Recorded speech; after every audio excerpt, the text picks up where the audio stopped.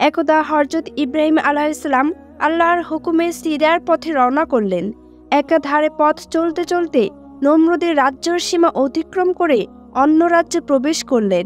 যখন তিনি খাজানায় ওয়াজানায় নামক স্থানে পৌঁছালেন, তখন তিনি দেখলেন দলে দলে মানুষ উত্তম পোশাক সজ্জিত হয়ে একই দিকে ছুটে চলছে। এই অবস্থা দেখে হযরত ইব্রাহিম আলাইহিসসালামের মনে ঘটনা জানার জন্য কৌতূহল জেগে উঠল। তখন তিনি জনৈক এক ব্যক্তিকে জিজ্ঞাসা করলেন, এদের উদ্দেশ্য কি? উক্ত ব্যক্তি উত্তর দিল, আজ 7 দিন যাবৎ এই রাজ্যের বাদশাহের একমাত্র কন্যা সাহারা খাতুন নিজ পছন্দ মতো বর নির্বাচন করার উদ্দেশ্যে দেশবাসীকে এক সভায় উপস্থিত হওয়ার জন্য আহ্বান জানিয়েছেন। সেই মর্মে প্রতিদিন রাজ দরবারে সুসজ্জিত বেশে হাজার হাজার লোক জামায়াত হয়ে থাকে। এখন পর্যন্ত রাজকন্যা কাউকে পছন্দ করেননি। যতদিন পর্যন্ত সে বর পছন্দ না করবে, ততদিন পর্যন্ত এভাবেই বৈঠক অনুষ্ঠিত হতে থাকবে। অতঃপর হযরত ইব্রাহিম আলাইহিসসালাম এই খবর শুনে ওই বৈঠকে উপস্থিত হওয়ার ইচ্ছা পোষণ করলেন। ইচ্ছা পোষণ করার সাথে সাথে আল্লাহ পাক রাব্বুল আলামিন হযরত ইব্রাহিম আলাইহিসসালামকে আদেশ করলেন, হে ইব্রাহিম, আপনিও উক্ত বৈঠকে উপস্থিত হয়ে যান।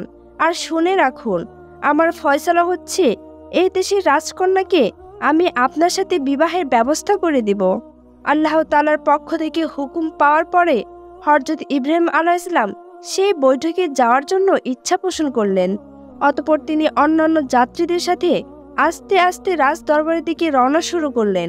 অল্প সময়ের মধ্যে তিনি রাজদরবারের এক বিশাল জনসমাবেশ এসে উপস্থিত হলেন। উপস্থিত হওয়ার পর হযরত ইব্রাহিম আলাইহিসসালাম লক্ষ্য করে দেখলেন, উক্ত বৈঠকে এত পরিমাণ লোক উপস্থিত হয়েছে যে সামনের আসন তো দূরের কথা, মাঝেও কোনো জায়গা খালি নেই। তখন ইব্রাহিম আলাইহিসসালাম উক্ত মজলিসের একেবারে পিছনে গিয়ে একটি খেজুর গাছের নিচে অবস্থান করলেন। কিছু সময় পর দেখা গেল অপূর্ব এক রাজকন্যা তার সহচরীদেরকে নিয়ে সমাবেশের মঞ্চে আসন গ্রহণ করলেন। অতঃপর মণিমুক্তা খচিত একটি তাজ হাতে নিয়ে জনসমাবেশের দিকে তিনি হাঁটতে শুরু করলেন। রাজকন্যা তার হাতে মণিমুক্তা খচিত তাজটি নিয়ে আস্তে আস্তে চলতে লাগলেন।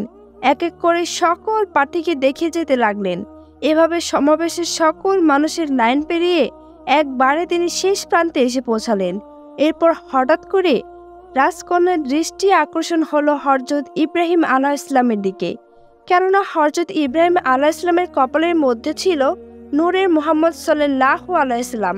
সেই নূরের উচ্ছলতায় সমাবেশের পুরো জায়গা যেন চকচক করছিল, যার কারণে রাজকন্যার পুরো সমাবেশে কারো প্রতি দৃষ্টি আকর্ষিত হয়নি, শুধুমাত্র ইব্রাহিম আলাইহিসসালামের দিকে দৃষ্টি আকর্ষিত হয়ে যায়। এরপর রাজকন্যা আস্তে আস্তে হযরত ইব্রাহিম আলাইহিসসালামের দিকে এগিয়ে আসলেন। ইব্রাহিম আলাইহিসসালামের কপালে যেটা ছিল সেই নূরের উজ্জ্বলতায় রাজকন্যা আকৃষ্ট হয়ে পড়লেন এবং এক নাগারে বেশ কিছুক্ষণ সময় হযরত ইব্রাহিম আলাইহিসসালামের দিকে তাকিয়ে রইলেন। অবশেষে রাজকন্যা মণিমুক্তা খচিত তাজটি হযরত ইব্রাহিম আলাইহিসসালামের মাথায় পরিয়ে দিলেন। রাজকন্যা যখন মণিমুক্তা খচিত সহি তাজটি হযরত ইব্রাহিম আলাইহিসসালামের মাথায় পরিয়ে দিলেন, সাথে সাথে পুরো মজলিসের মধ্যে হাতে তালি দেওয়া শুরু হয়ে গেল। সহচারী ও প্রহরীরা সকলে দৌড়ে এসে হযরত ইব্রাহিম আলাইহিসসালামকে তুলে নিয়ে গেলেন এবং রাজকন্যার আদেশে তাকে উত্তম রূপে সজ্জিত করার উদ্দেশ্যে গোসলখানার দিকে নিয়ে চলল। এরপর রাজ দরবারে কিছু সংখ্যক লোক রাজার কাছে গিয়ে সংবাদ পৌঁছালো তার একমাত্র কন্যা বিবি সাহেরা বর পছন্দ করেছে। এই কথা শুনে রাজা অত্যন্ত আনন্দিত হয়ে গেলেন এবং তিনি ঘোষণা দিলেন অল্প সময়ের মধ্যে রাজকন্যার বিবাহ সম্পন্ন করা হবে। অতএব সকলকে রাজ দরবারে উপস্থিত হওয়ার জন্য দাওয়াত দেওয়ার আদেশ প্রদান করলেন।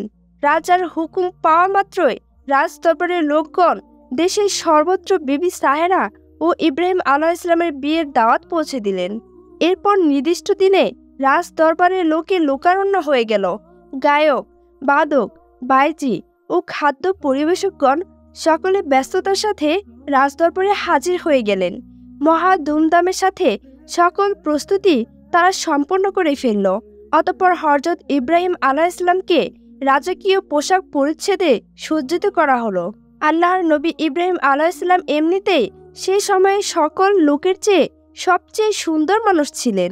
তার পাশাপাশি রাজকীয় পোশাকে তখন তাকে সজ্জিত করা হলো, তখন তার সৌন্দর্য আরো বহুগুণ বেড়ে গেল। তাকে দেখে যেন মনে হতে লাগলো আকাশ থেকে ফেরেশতা নাজিল করা হয়েছে।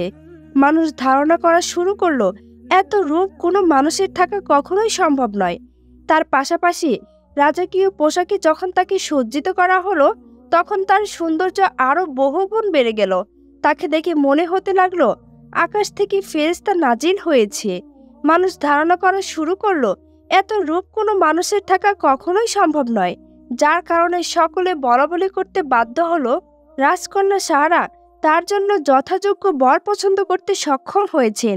ইতিমধ্যে রাজা তার কন্যা ও নতুন 2 দুলহাকে একটি সুন্দর সিংহাসনে আরোহণ করলেন। উপস্থিত সকলেই তাদেরকে অভিবাদন জানালেন। এরপর দেশের সকল জনগণ আনন্দ ফুর্তিতে সব মঞ্চ কাঁপিয়ে তুললেন। আনন্দ ফুর্তি যখন শেষ হলো, এরপর রাজার আদেশ অনুসারে একজন ইসলাম গ্রহণকারী ধর্মযাজককে ডেকে হযরত ইব্রাহিম আলাইহিসসালাম ও বিবি সাহারা বিবাহের কাজ সম্পন্ন করা হলো। এভাবে এক মহা জৌলুসের মাধ্যমে রাজকন্যা ও হযরত ইব্রাহিম আলাইহিসসালামের বিবাহ কার্য সমাধা করা হলো। হযরত ইব্রাহিম আলাইহিসসালাম রাজকন্যার বর হিসেবে সমগ্র রাজ্য বিরাট সম্মানের অধিকারী হলেন এবং আরাম আয়েশে জীবনযাপন শুরু করলেন। চাকর বাকর, দাস দাসী সর্বদা তার চারপাশে হুকুমের অপেক্ষায় দণ্ডায়মান হয়ে থাকত। এভাবে হযরত ইব্রাহিম আলাইহিসসালাম উক্ত রাজ্যে কিছুদিন অবস্থান করলেন। এরপর একদিন আল্লাহ পাক রাব্বুল আলামিনের পক্ষ থেকে জিবরাইল আলাইহিসসালাম এসে নবীকে সংবাদ দিলেন, হে আল্লাহর নবী, আল্লাহ পাক রাব্বুল আলামিন আপনাকে সিরিয়ার যাত্রা গ্রহণ করার নির্দেশ করেছেন। ইব্রাহিম আলাইহিসসালাম যখন জিবরাইল আলাইহিসসালামের পক্ষ থেকে ওহীর আওয়াজ শুনলেন, তারপর তিনি দায়িত্ব পালনের নিমিত্তে উদগ্রীব হয়ে উঠলেন। এরপর তিনি তার শ্বশুর রাজামশাইয়ের কাছে গিয়ে উপস্থিত হলেন এবং তিনি রাজাকে সমস্ত ঘটনা খুলে বললেন। তিনি বললেন, আমি সাধারণ কোনো মানুষ নয়, আমি আল্লাহর পক্ষ থেকে নবুয়ত ও রিসালাত প্রাপ্ত একজন মানুষ। অতএব এভাবে আরাম আয়েশের মধ্যে জীবনযাপন করা এটা আমার কাজ নয়। আমার কাজ হচ্ছে পথহারা পথভোলা মানুষদেরকে আল্লাহর পথে প্রদর্শিত করা। আল্লাহ পাক রাব্বুল আলামিন আমাকে আদেশ করেছেন যেন আমি এখান থেকে সিরিয়ায় যাত্রা গ্রহণ করি। হযরত ইব্রাহিম আলাইহিসসালামের মুখে রাজা এই কথা শুনে অত্যন্ত খুশি হলেন। রাজার অনুমতি লাভের পরে হযরত ইব্রাহিম আলাইহিসসালাম স্ত্রী ও 2 জন প্রহরী নিয়ে সিরিয়ার অভিমুখে যাত্রা শুরু করলেন।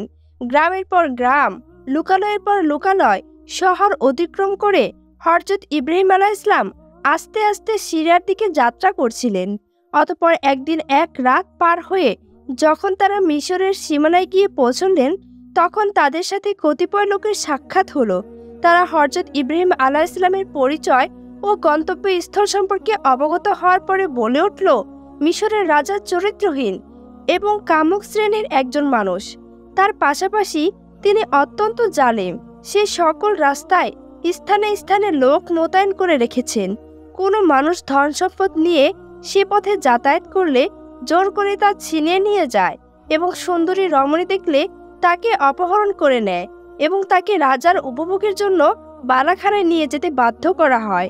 অতএব আপনারা আপনাদের গন্তব্যকে পরিবর্তন করুন এবং মিশরে প্রবেশ না করে অন্য পথের দিকে যান। হযরত ইব্রাহিম আলাইহিসসালাম লোকগুলোর কথা শুনে খুবই চিন্তিত হয়ে পড়লেন। অতঃপর তিনি আল্লাহ তাআলার দরবারে ফরিয়াদ জানালেন তিনি কি করবেন। তখন আল্লাহ তাআলা হযরত ইব্রাহিম আলাইহিসসালামের নিকট ওহী প্রেরণ করলেন এবং তাকে বললেন, হে ইব্রাহিম, আপনি আমার হুকুমে মিশরের রাস্তা গ্রহণ করুন।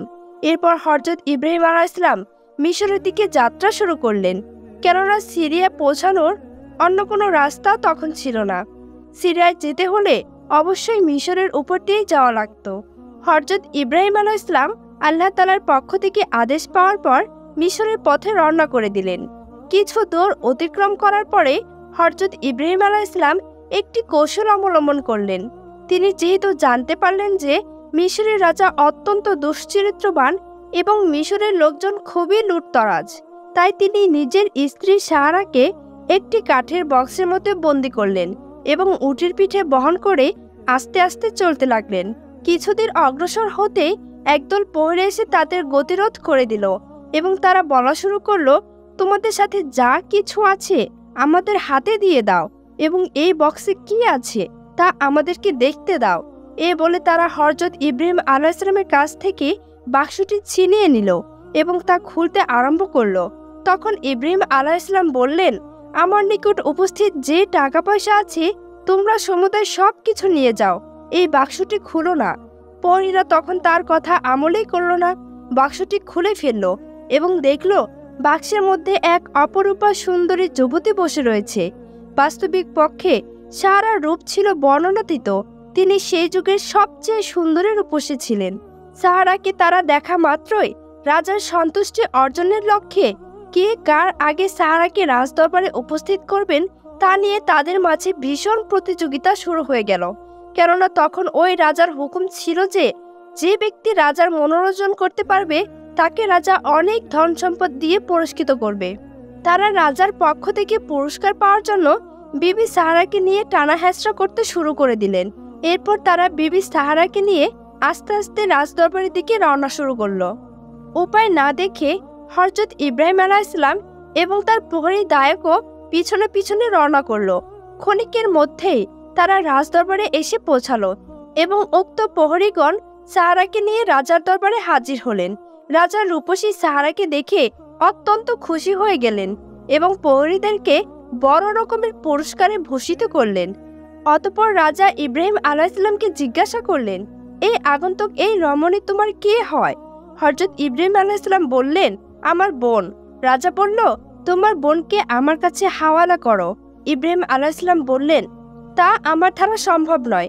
তখন রাজা বললেন, তোমার আর মতামতের কোনো প্রয়োজন নেই, সে আমার শয্যার সঙ্গিনী হয়ে চিরজীবন আমার কাছে থেকে যাবে। এরপর রাজা তার দাসদাসীদেরকে হুকুম দিলেন তারা যেন সাহারাকে ভালোভাবে গোসল করিয়ে আতর, গোলাপ ও প্রসাদ মাখিয়ে রাজকীয় পোশাকে সজ্জিত করে তার বিছানায় উপস্থাপন করে। দাসদাসীরা হুকুম অনুসারে হযরত সাহারাকে অন্দরমহলে নিয়ে গেল এবং ভালোভাবে সাজসজ্জা করানো হলো। অতঃপর রাজার বিছানায় উপস্থিত করালো। এই সময় হযরত ইব্রাহিম আলাইহিসসালাম রাজদরবারে বৈঠকখানায় বসা ছিলেন এবং আল্লাহ তাআলার নিকট বেবি সারার ইজ্জত রক্ষার জন্য ফরিয়াদ করতে লাগলেন। আল্লাহ তাআলা তার অপূর্ব করুণায় হযরত ইব্রাহিম আলাইহিসসালামের সম্মুখে সমস্ত পর্দা উন্মোচন করে দিলেন, যাতে তিনি বিবি সাহারাকে স্পষ্টভাবে দেখতে পান। তার পাশাপাশি দাসদাসীরাও অন্যান্য লোকেরাও বিবি সাহারার সাথে কি ব্যবহার করছে তাও যেন তিনি দেখতে পান, সেই ব্যবস্থাও আল্লাহ তাআলা তাকে করে দিলেন। বেবি সাহারাকে পরিপূর্ণ সুসজ্জিত করে যখন রাজার খাস কামরায় উপস্থিত করা হলো, তখন রাজা আস্তে আস্তে ওই কামরার দিকে রওনা করলেন। রাজা তার রুমে গিয়ে হযরত সাহারাকে সুসজ্জিত অবস্থায় দেখে আশ্চর্য হয়ে গেল। এত সুন্দর কোনো রূপসীকে এর পূর্বে সে কখনো দেখেনি, যার কারণে বেবি সাহারার সৌন্দর্যতা দেখে সে বলে উঠল, এসো রূপসী, আমার কাছে এসো। তোমার ন্যায় এত সুন্দর রূপসী নারী আমি আমার জীবনে কখনোই দেখিনি, তাই তোমাকে আজ আমার উপভোগের সামগ্রী হিসেবে পেয়ে আমি ধন্য। এ বলে সে তার গায়ে হাত দিতে অগ্রসর হলো। ঠিক এমন সময় আল্লাহ পাক রাব্বুল আলামিনের গজবে তার দুটি হাত অবশ হয়ে গেল। তখন রাজা সেই জায়গায় স্থির হয়ে দাঁড়াতে পারল না। সে পিছনের দিকে চলে আসলো। পিছিয়ে এসে সে সাহারাকে লক্ষ্য করে বলল, হে সতী নারী, তুমি আমাকে মুক্ত করে দাও, আমার বিপদ দূরীভূত করো, আমি আর তোমাকে কখনো স্পর্শ করব না। রাজার কান্নাকাটি দেখে সাহারার মনে দয়া সঞ্চার হলো। তখন বেবি সাহারা আল্লাহ তাআলার কাছে ফরিয়াদ করলেন যে, হে আল্লাহ, তুমি এই রাজাকে হেদায়েত দান করো এবং পরিপূর্ণ সুস্থ করে দাও। সাহারার দোয়ায় আল্লাহ তাআলা রাজার হাতকে পরিপূর্ণ সুস্থ করে দিলেন। এরপর দীর্ঘ সময় সাহারাকে সম্মুখে নিয়ে রাজা বসে রইল। রাজা পুনরায় উজ্জীবিত হয়ে উঠল এবং সাহারাকে জড়িয়ে ধরার জন্য আবার তার কাছে চলে গেল। যখন রাজা বিবি সাহারার কাছাকাছি গেল, তখন আল্লাহ পাক রাব্বুল আলামিনের গজবে তার দুখানি পা হাঁটু পর্যন্ত মাটির মধ্যে বসে গেল। তখন সে অত্যন্ত ভীত সন্ত্রস্ত হয়ে পড়ল। পুনরায় সে বিবি সাহারার কাছে প্রার্থনা করল, ক্ষমা চাইতে লাগলো। সাহারা বলল, আল্লাহর সাথে ঠাট্টা করার পরিণাম এর চেয়ে আরো অনেক ভয়াবহ হতে পারে। অতএব তোমার জন্য দ্বিতীয়বার দোয়া করা আমার পক্ষে সম্ভব নয়। আমার স্বামী একজন আল্লাহর নবী, তিনি সম্মুখে বৈঠকখানায় বসে আছেন। তার নিকট গিয়ে তুমি ক্ষমা প্রার্থনা করো। আমি একবার তোমার জন্য আল্লাহর নিকট ক্ষমা চেয়েছি। আল্লাহ তাআলা তোমাকে সুস্থ করেছেন। তুমি আল্লাহর করুণা পাওয়ার পরও নিজেকে শুধরে না নিয়ে আমার দিকে তুমি কুনজরে তাকিয়েছ এবং চরিতার্থ করার জন্য অগ্রসর হয়েছ। অতএব আমার স্বামী যদি তোমাকে ক্ষমা করে, তাহলে আল্লাহ পাক রাব্বুল আলামিন তোমাকে ক্ষমা করতে পারেন। তখন রাজা নিরুপায় হয়ে হযরত ইব্রাহিম আলাইহিসসালামকে ডেকে অন্দরমহলে নিয়ে আসার জন্য হুকুম করল। হুকুম পাওয়া মাত্রই রাজার চাকর পাকর যা ছিল তারা হযরত ইব্রাহিম আলাইহিসসালামকে নিয়ে অন্দরমহলে এসে উপস্থিত হলেন। সকলেই রাজার কাছে এসে উপস্থিত হয়ে রাজার এই করুণ অবস্থা দেখে হাসতে শুরু করলো। লোকেদের হাসি দেখে রাজা অত্যন্ত ভেঙে পড়ল এবং কান্না শুরু করে দিল এবং হযরত ইব্রাহিম আলাইহিসসালামকে লক্ষ্য করে বলল, হে আল্লাহর নবী, আমি আপনাকে চিনতে পারিনি, আমি আপনার পরিবারকে চিনতে পারিনি, যার কারণে আপনাদের সাথে আমি এমন বেয়াদবিপূর্ণ আচরণ করেছি। আকাশের ক্ষুধার দোহায় আপনি আমার জন্য দোয়া করুন, আল্লাহ যেন আমাকে ক্ষমা করে দেন এবং পরিপূর্ণ সুস্থ করে দেন। এরপর হযরত ইব্রাহিম আলাইহিসসালাম আল্লাহ তাআলার দরবারে তার হেদায়েতের জন্য এবং সুস্থতার জন্য দোয়া করলেন। ইব্রাহিম আলাইহিসসালাম দোয়া করার সাথে সাথে তার শরীর স্বাভাবিক অবস্থায় ফিরে আসলো এবং তার শরীরের যে অংশটি মাটিতে লুদে পড়েছিল সেই অংশ পুনরায় ঠিক হয়ে গেল। রাজা যখন পরিপূর্ণ সুস্থ হয়ে উঠলেন এবং গজব থেকে নাজাত পেলেন, তখন সে হযরত ইব্রাহিম আলাইহিসসালামের পায়ে পড়ে বলা শুরু করলো, হে আল্লাহর নবী, আমি আপনার স্ত্রীর সাথে যে বেয়াদবি করেছি তার উপযোগী শাস্তি আপনি আমাকে দেন। আমি আর জীবনে কখনো অন্যায় কাজে লিপ্ত হব না। আপনি আমাকে তওবা করান এবং আপনি আমাকে জীবন ভিক্ষা দেন। এ বলে রাজা চিৎকার করে কান্না আরম্ভ করে দিল। হযরত ইব্রাহিম আলাইহিসসালাম রাজার কাকুতি মিনতির কাছে স্থির থাকতে পারলেন না। তিনি 2 রাকাত নামাজ আদায় করলেন এবং মন থেকে উক্ত রাজার জন্য দোয়া করলেন এবং তাকে ক্ষমা করে দিলেন। উক্ত রাজা বিবি সাহারা ও ইব্রাহিম আলাইহিসসালামের আল্লাহর প্রতি ভালোবাসা দেখে হতবাক হয়ে গেল এবং সে ইব্রাহিম আলাইহিসসালাম এবং বিবি সাহারাকে মহামানব ভেবে বসল, যার কারণে তাদেরকে শাহী মহলে উচ্চ জায়গায় অবস্থান দিয়ে দিল। অতঃপর হযরত ইব্রাহিম আলাইহিসসালাম উক্ত রাজদরবারের সম্মানের অধিকারী হলেন এবং রাজার একজন উপদেশদাতা হিসেবে নিজেকে নির্ধারিত করলেন। ইব্রাহিম আলাইহিসসালাম চিন্তা করলেন, যদি উক্ত রাজাকে পরিপূর্ণ ইসলামের আদর্শ শেখানো যায়, তাহলে তার দ্বারা সমস্ত বিষয়ের মধ্যে ইসলাম প্রচার করা সম্ভব। তাই হযরত ইব্রাহিম আলাইহিসসালাম আল্লাহ তাআলার পক্ষ থেকে অনুমতি নিয়ে উক্ত রাজদরবারে কিছুদিন সময় থাকার ইরাদা করলেন। আল্লাহ পাক রাব্বুল আলামিন নবীর দোয়া কবুল করলেন এবং কিছুকাল মিশরে থাকার অনুমতি দিয়ে দিলেন। তখন হযরত ইব্রাহিম আলাইহিসসালাম রাজপ্রাসাদে অবস্থান নিয়ে রাজ্যের গুরুত্বপূর্ণ বিষয় সম্পর্কে রাজাকে উপদেশ দিতেন। রাজ্য থেকে দুর্নীতি, অবিচার, জুলুম ও অপহরণ চিরদিনের জন্য বন্ধ করে দেওয়ার ব্যবস্থা করলেন। আল্লাহর আইন অনুসারে যেন সেই দেশের সকল কাজ পরিচালনা হয় তার পরামর্শ দিলেন। রাজা নবীর বদান্যতার জন্য আল্লাহ তাআলার দরবারে কৃতজ্ঞতা পোষণ করে সে মুসলিম হয়ে যায় এবং দলে দলে লোক এসে হযরত ইব্রাহিম আলাইহিসসালামের হাতে হাত রেখে ইসলামের কালেমা গ্রহণ করলেন। এরপর হযরত ইব্রাহিম আলাইহিসসালামের মাধ্যমে মিশরের পরিপূর্ণ ইসলামিক হুকুম মতো চালু হওয়ার পর কোনো একদিন হযরত ইব্রাহিম আলাইহিসসালাম রাজার নিকট তাফসিরে নিলেন এবং তাকে বললেন, হে রাজা মহোদয়, আল্লাহ পাক রাব্বুল আলামিনের হুকুম বাস্তবায়নের জন্য আমাকে বিদায় নিতে হবে। আপনার যদি অনুমতি হয় তাহলে আমি সিরিয়ার উদ্দেশ্যে রওনা করতে চাই। রাজা তখন হযরত ইব্রাহিম আলাইহিসসালামের মুখে বিদায়ের কথা শুনে তিনি একটা উপহার দিতে চাইলেন, আর সেই উপহারটি হচ্ছে একজন সতী নারী। রাজা হযরত ইব্রাহিম আলাইহিসসালামকে বললেন, হে আল্লাহর নবী, আমি আপনার বদান্যতা ও উপকারের কথা কখনো ভুলতে পারবো না।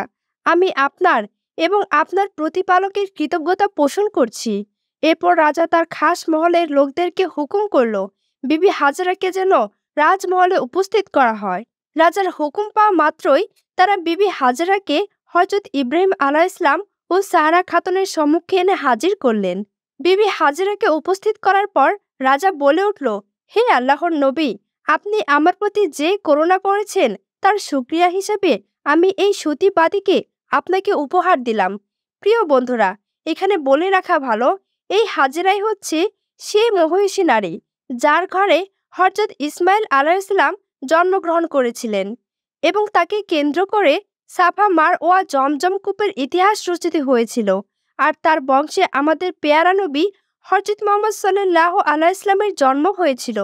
মূলত বিবি হাজেরা বংশগত দিক থেকে বাদী ছিলেন না, তিনি ছিলেন এক উচ্চ বংশীয় নারী। কিন্তু সেই যুগে যুদ্ধে যুদ্ধে পরাজয়ের পুরুষ ও মহিলাদেরকে দাসদাসী রূপে গণ্য করা হতো। কোনো এক যুদ্ধে হযরত হাজেরার বংশের লোকেরা পরাজিত হলে এই দেশের সৈন্যবাহিনী হাজেরা এবং ওই দেশীয় পুরুষ এবং নারীদেরকে নিজেদের দাসদাসী রূপে গ্রহণ করে, আর এই সূত্র ধরে স্বাধীনতা হারিয়ে বাদীতে রূপান্তরিত হয়েছে। অতঃপর হযরত ইব্রাহিম আলাইহিসসালাম হাজেরাকে নিজের দাসী হিসেবে উপহার স্বরূপ গ্রহণ করার পরে রাজার নিকট একটি প্রস্তাব দিলেন। হযরত ইব্রাহিম আলাইহিসসালাম বললেন, হে মহান বাদশাহ, আমি যেহেতু মিশর ত্যাগ করে সিরিয়ার উদ্দেশ্যে রওনা হব, অতএব আমার মনে চায় এই দেশের মানুষকে আখিরে কিছু নসিহত, কিছু কথা জানাতে। রাজা হযরত ইব্রাহিম আলাইহিসসালামের কথা শোনা মাত্রই তিনি সারা দেশে লোক পাঠিয়ে দিলেন এবং নির্দিষ্ট দিনে একটি ময়দানে সকলকে হাজির হওয়ার জন্য আদেশ করলেন। রাজার হুকুম পাওয়া মাত্রই সমগ্র রাজ্য ঘোষণা হয়ে গেল যে নির্দিষ্ট দিন তারিখে সকলেই যেন, বিশেষ করে গণ্যমান্য লোকেরা যেন একটি জায়গায় উপস্থিত হয়। সকল লোক নির্দিষ্ট দিনে উপস্থিত হওয়ার পরে হযরত ইব্রাহিম আলাইহিসসালাম এবং রাজ দরবারের গণ্যমান্য ব্যক্তিগণ উক্ত ময়দানে উপস্থিত হলেন। এরপর হযরত ইব্রাহিম আলাইহিসসালাম দিন শরীয়তের উপর দীর্ঘক্ষণ মানুষকে নসিহত করলেন। হযরত ইব্রাহিম আলাইহিসসালামের নসিহত শুনে সকল মানুষ কেঁদে যার যার হয়ে গেল এবং ইসলামের পথে অটল থাকবেন। সকলে হযরত ইব্রাহিম আলাইহিসসালামকে এই ওয়াদা করলেন। হযরত ইব্রাহিম আলাইহিসসালাম আল্লাহ তাআলার দরবারে শুকরিয়া আদায় করলেন। উক্ত মজলিস শেষ হওয়ার পর হযরত ইব্রাহিম আলাইহিসসালাম রাজ দরবারে গমন করার ইচ্ছা পোষণ করলেন। অতঃপর রাজমশাই সহ আস্তে আস্তে তারা রাজ দরবারে আগমন করলেন। এর পরের দিন হযরত ইব্রাহিম আলাইহিসসালাম রাজা এবং দেশবাসীর কাছ থেকে বিদায় গ্রহণ করে সিরিয়ার উদ্দেশ্যে রওনা হলেন। প্রিয় দর্শক, এই ছিল হযরত ইব্রাহিম আলাইহিসসালামের জীবনের কিছু ঘটনা। মহান আল্লাহ তাআলা আমাদের সকলকেই হযরত ইব্রাহিম আলাইহিসসালামের এই তাৎপর্যপূর্ণ ঘটনা থেকে শিক্ষা গ্রহণ করে নিজেদের জীবনে আমল করার তৌফিক দান করুক। আমিন।